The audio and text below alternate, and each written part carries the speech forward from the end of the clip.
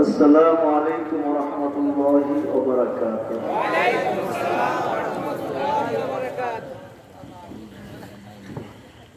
নাহমাদুহু ওয়া নাস্তাঈনুহু ওয়া নাস্তাগফিরুহু ওয়া নু'মিনু বিহি ওয়া নাতাওয়াক্কালু আলাইহি ওয়া নাউযু বিল্লাহি মিন শুরুরি আনফুসিনা ومن سيئات أعمالنا من يهده الله فلا مضل له ومن يضلله فلا هادي له ونشهد أن لا إله إلا الله وحده لا شريك له ونشهد أن سيدنا ونبينا وشفيعنا ومولانا محمدا عبده ورسوله الذي أرسله بالحق بشيرا ونذيرا وداعيا إلى الله بإذنه وسراجا منيرا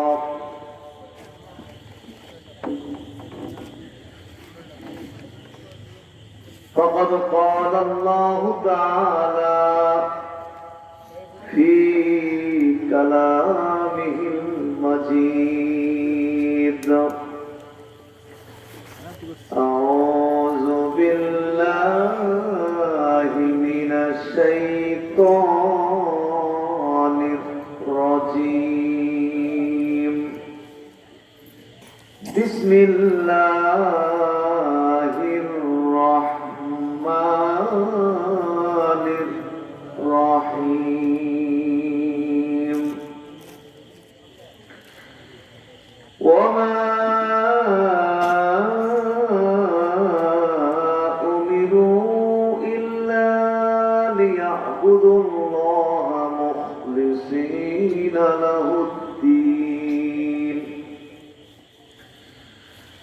له الدين حنفاء ويقيموا الصلاة ويؤتوا الزكاة وذلك دين القيمة. عن أبي أمامة الباهلي رضي الله تعالى عنه قال جاء رجل إلى النبي صلى الله عليه وسلم فقال أرأيت رجلا كذا يلتمس الأجر والذكر ما له فقال رسول الله صلى الله عليه وسلم لا شيء له فعادها 3 مرات يقول له رسول الله صلى الله عليه وسلم لا شيء له ثم قال إن الله لا يقبل من العمل إلا ما كان له خالصا ابتغي به وجهه. رواه النسائي. إن الله وملائكته يصلون على النبي يا أيها الذين آمنوا صلوا عليه وسلموا تسليما. صلى الله على محمد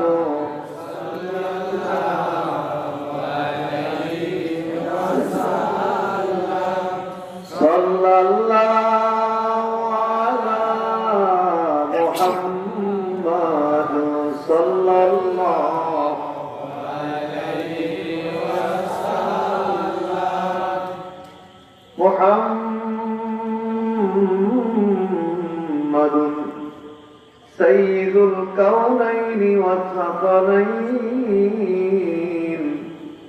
والفريقين من عرب ومن عجم صلى الله على محمد صلى الله عليه وسلم صلى الله على محمد صلى الله عليه وسلم نبينا الآمر الناهي فلا أحد أبر في قولنا منه ولا نعمي صلى الله على محمد صلى الله عليه وسلم صلى الله على محمد صلى الله عليه وسلم اللهم صل وسلم وبارك عليه সীমানার পার দরবার শরীফ মাদ্রাসা প্রাঙ্গণে অনুষ্ঠিত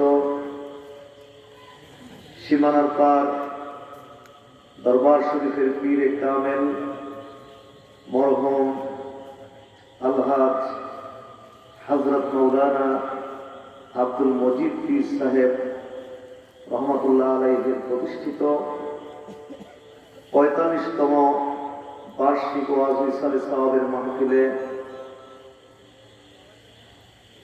উপস্থিত আজকের মাহফিলের প্রধান অতিথি মাননীয় সংসদ সদস্য জনাব আলহাজ ইউসুফ আব্দুল্লাহ হারুন FCA দামাত বারাকাতুহুল আলিয়া, উপস্থিত অন্যান্য অতিথিবৃন্দ, আজকের মাহফিলের প্রধান মেহমান আন্তর্জাতিক খ্যাতি সম্পন্ন মুফাসসিরে কোরআন পীরজাদা আলহাজ হযরত মাওলানা মীর হাবিবুর রহমান যুক্তিবাদী সাহেব দামাত বারাকাতুহুল আলিয়া, আজকের মাহফিলের প্রধান আকর্ষণ হযরত মাওলানা গোলাম পরওয়ার সাইদি পীর সাহেব আড়াইবাড়ি দামাত বারাকাতুহুল আলিয়া, প্রধান ওয়াইজ পীরে তরিকত আলহাজ হযরত মাওলানা হাফিজ মোহাম্মদ ওলিউল্লাহ আশিকি এবং অন্যান্য অতিথিবৃন্দ, ওলামায়ে কেরাম, সালিকিনে তরিকত, আমার অত্র এলাকার বিভিন্ন গ্রাম থেকে আগত মুআজ্জাজ হাজিরিন, লাখ লাখ কোটি কোটি শুকর গুজার করি মহান আল্লাহ সুবহানাহু ওয়া তাআলার প্রতি, যিনি আমাদেরকে আজকের এই বরকতপূর্ণ পবিত্র মাহফিলে সমবেত হওয়ার জন্য, উপস্থিত হওয়ার জন্য তৌফিক দিলেন। মহান আল্লাহ সুবহানাহু ওয়া তাআলার প্রতি এজন্য শুকরগুজার করব। অন্তরের অন্তঃস্থল হতে আমরা সকলে একবার পড়ি আলহামদুলিল্লাহ।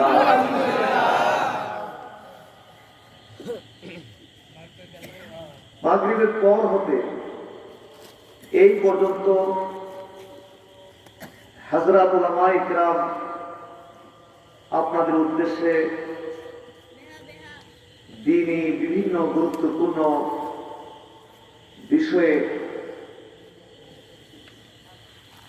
ওয়াজ নসিহত করেছেন, বক্তব্য পেশ করেছেন। আপনারা ধৈর্য সহকারে এই পর্যন্ত ওয়াজ নসিহত ওলামায়ে কেরাম হতে শ্রবণ করেছেন। আমি আশা করি ওলামায়ে কেরাম হতে যেসব নসিহত আপনারা শুনলেন, যদি এগুলো আমল করতে পারি, আমলে পরিণত করতে পারি, তাহলে এই পর্যন্ত যত ওয়াজ নসিহত হয়েছে এইগুলোই আমাদের সবার জীবনের জন্য যথেষ্ট হতে পারে, ঠিক না? সুতরাং আমি বেশি দীর্ঘ করবো না, লম্বা চড়া করবো না, মুখতাসার ভাবেই আপনাদের খিদমতে সামান্য কিছু কথা রেখে ইনশাআল্লাহ বিদায় করব।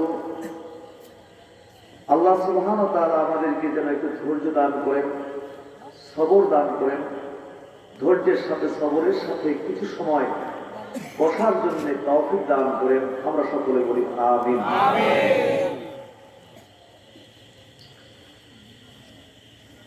তো অল্প সময় কয়েকটি কথা বলার জন্য আমি কোরআন মাজিদ থেকে একটি আয়াতে কারিমা তেলাওয়াত করেছি এবং সুনান নাসাই হতে একটি বিশুদ্ধ হাদিস আমি পাঠ করেছি। এই দুটোকে সামনে রেখে আমি আপনাদেরকে কয়েকটি কথা বলতে চাই। তো এই আয়াতে কারিমা এবং হাদিস খানার মধ্যে দিনের একটি গুরুত্বপূর্ণ বিষয়ে আলোচনা হয়েছে।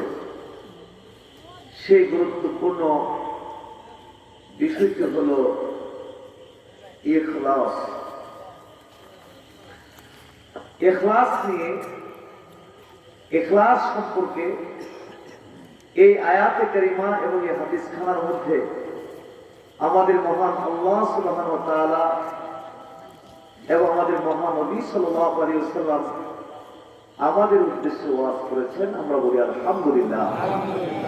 সুতরাং আমরা আজকে অল্প সময় এই বিষয়ে এখানে কিছু কথা বলবো। আমরা অনেকেই ইখলাস শব্দটি শুনেছি, আবার অনেকে শুনি নাই। আবার যারা শুনেছি তাদের মধ্য হতে অনেকেই এই ব্যাপারে তেমন কোনো জ্ঞান নেই, এই ব্যাপারে তেমন কোনো জানা নেই। যদিও বিষয়টি ইসলামের অতি গুরুত্বপূর্ণ বিষয়গুলোর মধ্য হতে একটি গুরুত্বপূর্ণ বিষয়। রূহ ছাড়া দেহ যেরকম মূল্যহীন, ইখলাস ছাড়া ইবাদত এরকম মূল্যহীন। একটি ভবনের জন্য খুঁটি যেরকম অপরিহার্য, ইবাদতের জন্য ইখলাস এরকম একটি অপরিহার্য বিষয়। আজকে আমরা এই গুরুত্বপূর্ণ বিষয়টি নিয়ে একটু সময় আলোচনা করব। মুআজ্জাজ হাজরিন, ইখলাস শব্দটি খ, লাম, সদ এই মূল ধাতু থেকে উৎপত্তি, যার শাব্দিক অর্থ হল কোন জিনিস নির্দোষ হওয়া, দোষমুক্ত হওয়া, কলুষমুক্ত হওয়া, নির্ভেজাল হওয়া।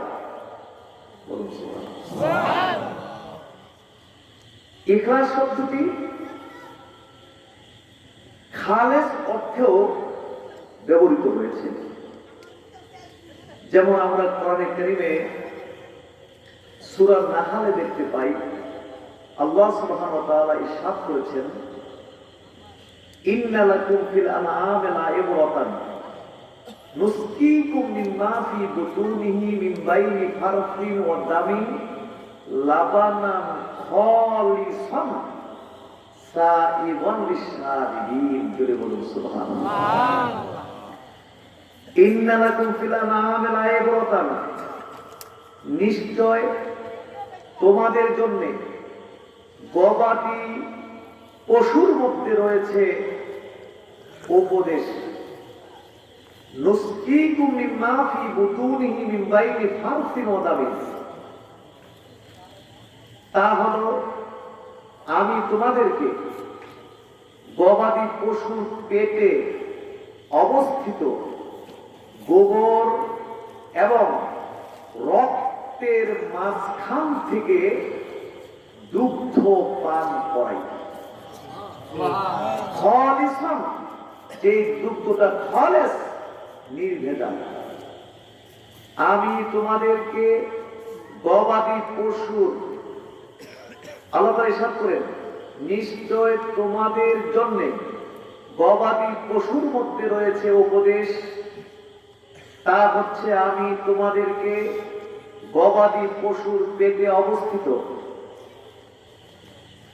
গোবর এবং রক্তের মাঝখান থেকে খালেস মানে নির্ভেজাল দুগ্ধ পান করাই। সাইগম লিশারিবিন, যে দুধটা পানকারীদের জন্য সুস্বাদু সুপেয়। গোবরের সামান্য একটু অংশ যদি দুধের মধ্যে চলে আসতো, তাইলে কিন্তু দুধটা আর খালেস হতো না, বাতিল হয়ে যেত। রক্তের সামান্য একটু অংশ যদি দুধের মধ্যে চলে আসতো, তাইলে এটা খালেস হতো না, বাতিল হয়ে যেত, এটাকে নর্দমার মধ্যে ঠেলে দিতে হতো। কি বলেন, ঠিক না? তাইলে ইখলাস শব্দের শাব্দিক অর্থ হলো কোন জিনিস দোষমুক্ত হওয়া, কুলুষ মুক্ত হওয়া, নির্ভেজাল হওয়া, খালেস হওয়া। বলুন না সুবহানাল্লাহ।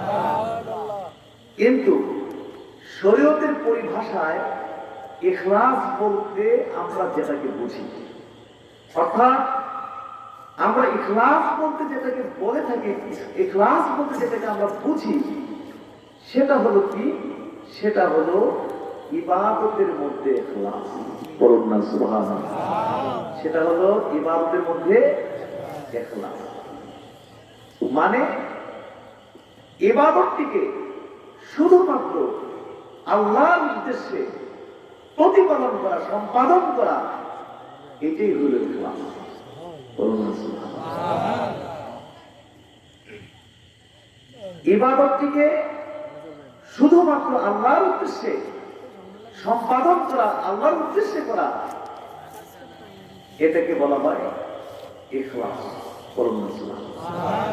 আর ইবাদত আমরা বুঝি আল্লাহর নির্দেশে সমস্ত মানব জীবনের কর্মগুলোকে ইবাদত বলা হয়। বলুন না সুবহানাল্লাহ। আল্লাহর নির্দেশে,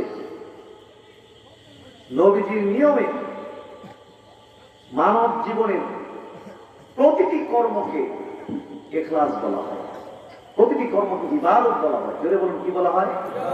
ইবাদত। আর ইবাদত হলো মানব সৃষ্টির একমাত্র উদ্দেশ্য, ঠিক না?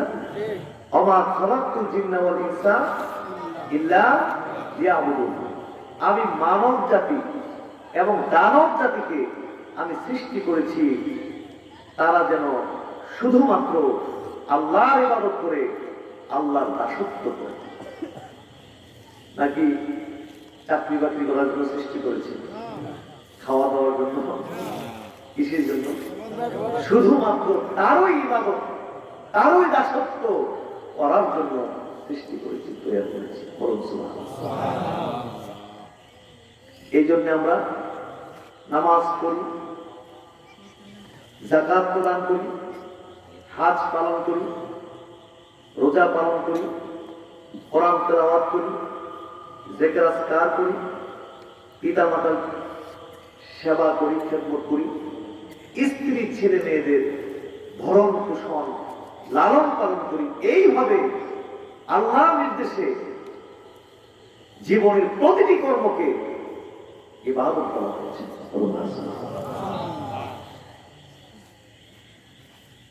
আর ইখলাস বলতে আমরা যেটা বুঝি সেটা হলো ইবাদতের মধ্যে ইখলাস। বলুন না সুবহানাল্লাহ। অর্থাৎ প্রত্যেকটি ইবাদত শুধুমাত্র আল্লাহর উদ্দেশ্যে করাকে ইখলাস বলা হয়। ওলামায়ে কেরাম অবশ্য বিভিন্ন সংজ্ঞা বলেছেন, কোরআন সুন্নাহ দিয়ে বিভিন্ন সংজ্ঞা তারা বলেছেন।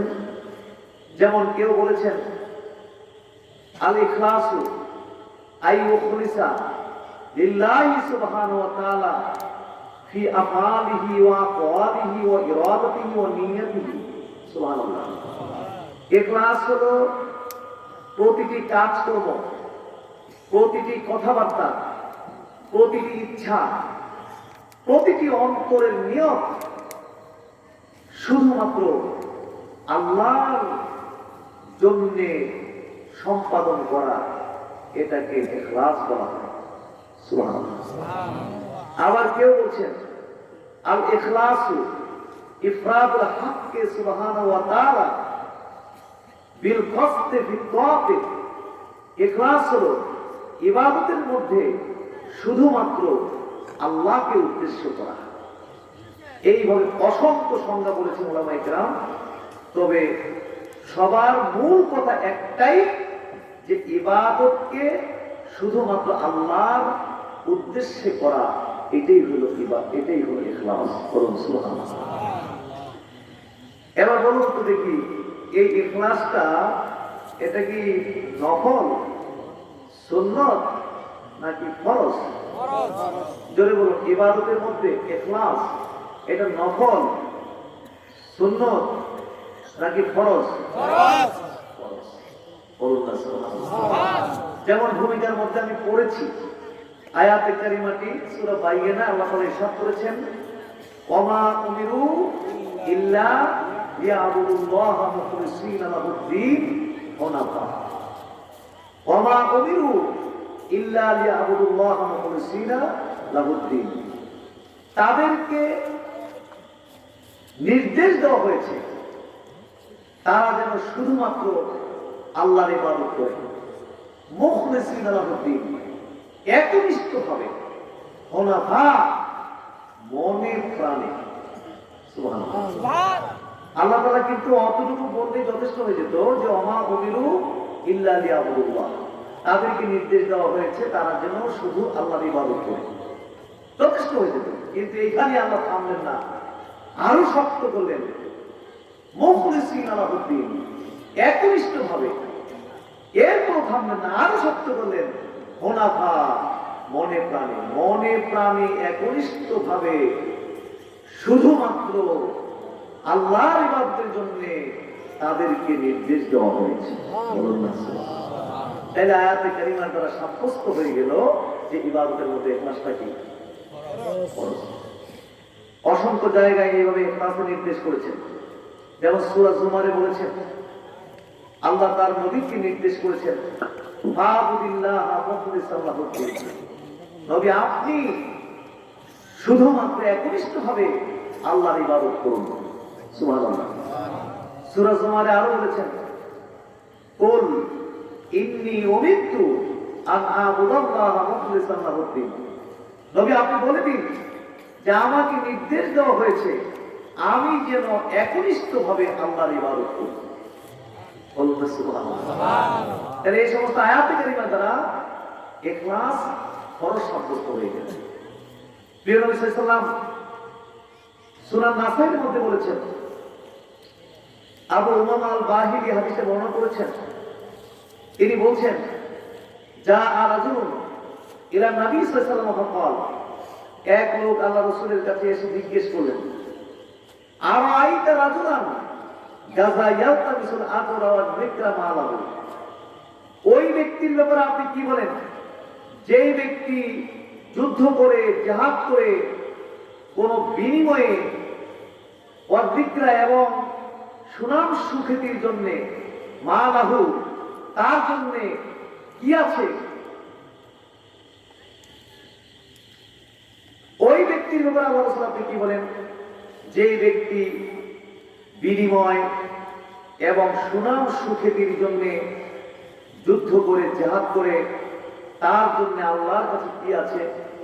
আল্লাহ রাসূল বলছেন যে মা লাহু, আল্লাহ রাসূল বলছেন যে লা শাইআ লাহু, না তার জন্য আল্লাহর কাছে কোনো কিছুই নাই।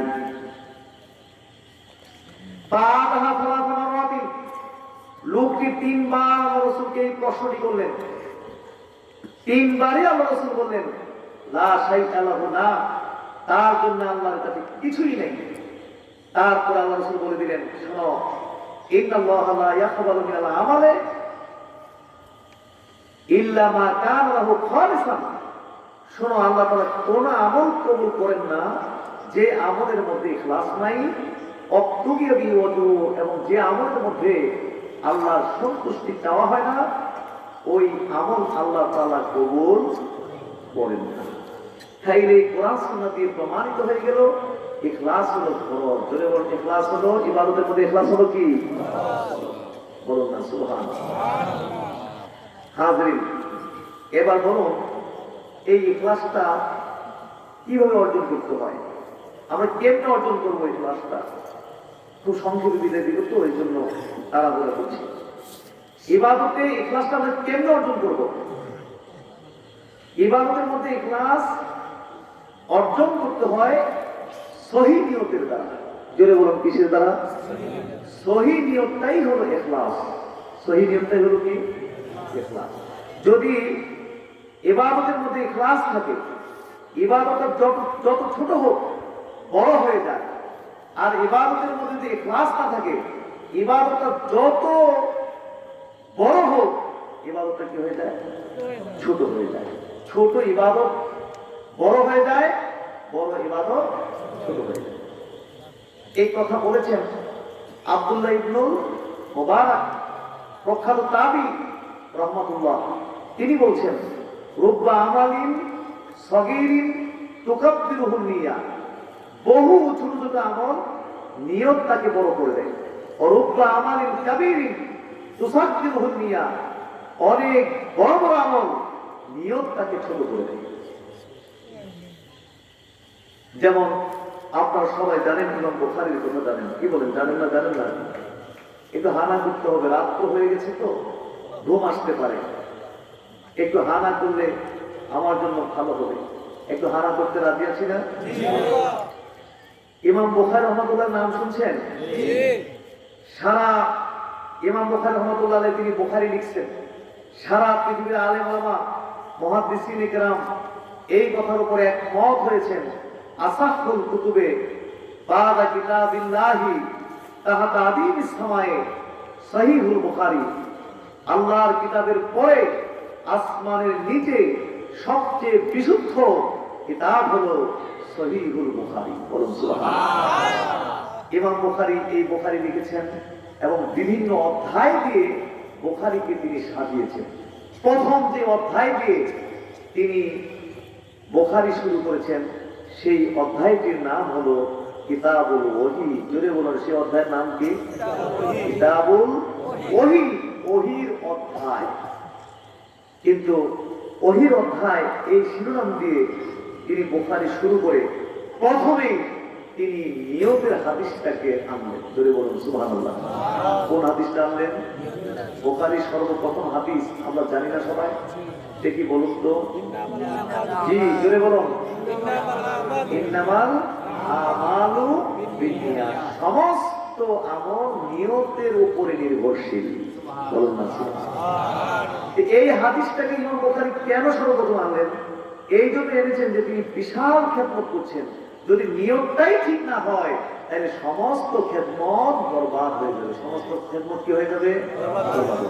এই জন্য তিনি নিয়তের হাদিসটাকে তিনি আনলেন। আর এই হাদিসটা কখন নবীজি বলেছিলেন? এই হাদিসটি বলেছিলেন উম্মে কায়েস নামে এক মহিলা হিজরত করে মদিনায় চলে গেছে। কিন্তু একটি লোকের তার সাথে প্রেম প্রীতি ভালোবাসার সম্পর্ক ছিল, বিবাহ বন্ধনে আবদ্ধ হয়ে কথাবার্তা ছিল। হিজরত করে চলে যাওয়ার পরে ওই লোক বলল যে তুমি যদি চলে যাও হিজরত করে, তাহলে আমাদের বিয়ে সাথে কি অবস্থা হবে?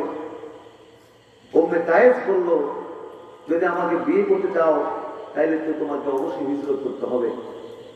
সে বলল, ঠিক আছে, আমি হিজরত করব, তবু আমি তোমাকে বিয়ে করতে চাই। হিজরত করে চলে গেছে ওহীর মাধ্যমে, অথবা আল্লাহ রাসূলকে এই লোকের হিজরত সম্পর্কে জিজ্ঞেস করলে, যে এই লোক হিজরতে নেকি পাবে কিনা জিজ্ঞেস করলে, তখন আল্লাহ রাসূল হাদিসটা বললেন, ইন্নামাল আমালু বিন্নিয়াত, সমস্ত আমল তার নিয়তের উপর নির্ভরশীল। ওয়া ইন্নামা লিকুল্লি ইমরিইন মা নাওয়া, প্রত্যেক ব্যক্তি পাবে যা সে নিয়ত করে। বলুন সুবহানাল্লাহ। ফামান কানা হিজরাতু ইলা দুনিয়া ইউসিবুহা, অতএব যে ব্যক্তি হিজরত করবে দুনিয়ার লাভের জন্য, আও ইলা ইমরাতিন ইয়ানকিহুহা, অথবা কোন নারীকে বিবাহ করার উদ্দেশ্যে, বা হিজরাতু ইলা মা হাজারা ইলাইহি, তাহলে তার হিজরত হবে যে উদ্দেশ্যে যে হিজরত করেছে সেই অনুযায়ী তার হিজরতটা হবে। তার মানে এই লোকটি হিজরতের কোনো নেকি পাবে না। তাইলে দেখুন, হিজরত কি সহজ আমল না কঠিন আমল? সহজ না কঠিন?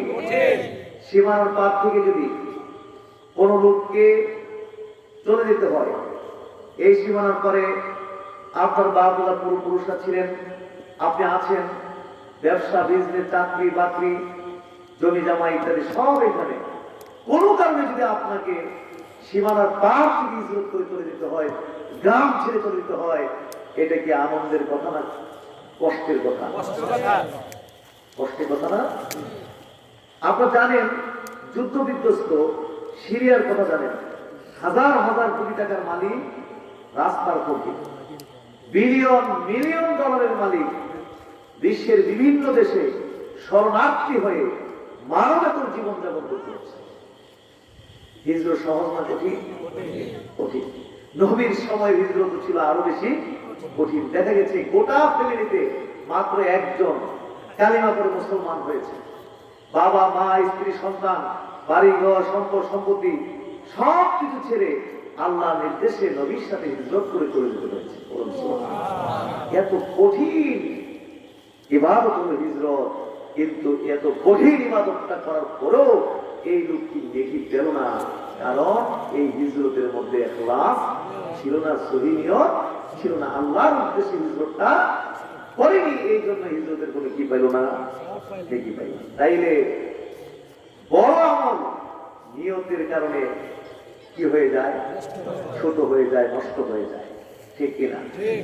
আবার ছোট ছোট আমলও নিয়তের কারণে কি হয়ে যায়? বড় হয়ে যায়।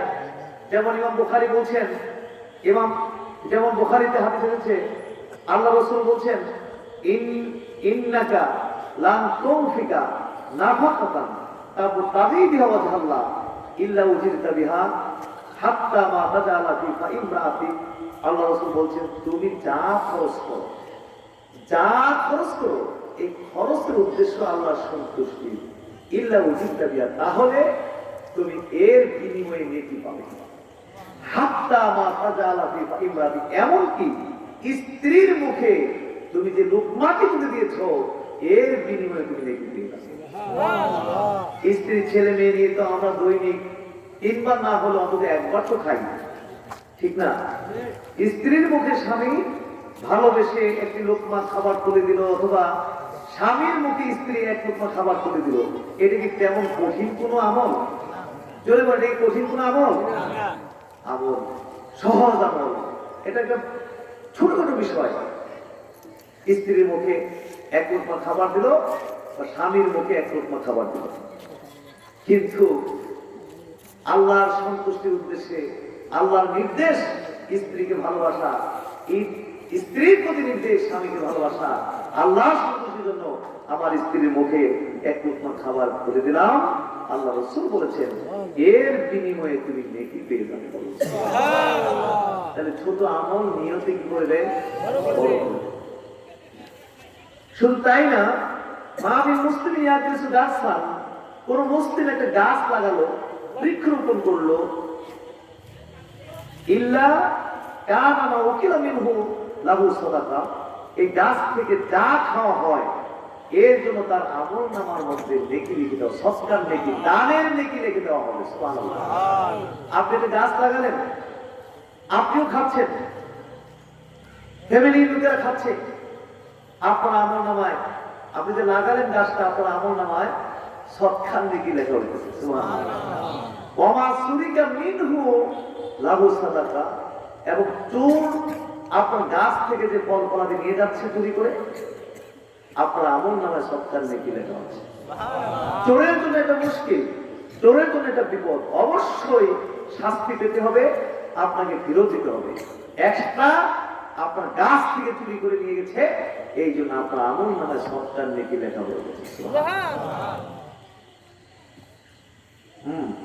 তারপরে কি, ওমা আকারা সাবু মিনহু লাহু সাদাকা, ফাহুয়া লাহু সাদাকা।